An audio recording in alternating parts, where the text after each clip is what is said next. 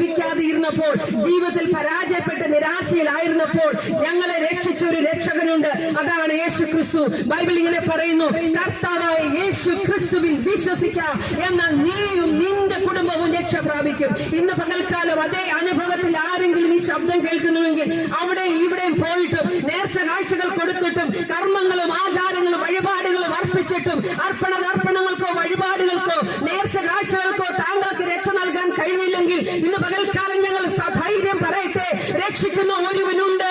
അതത്രേ യേശു ക്രിസ്തു.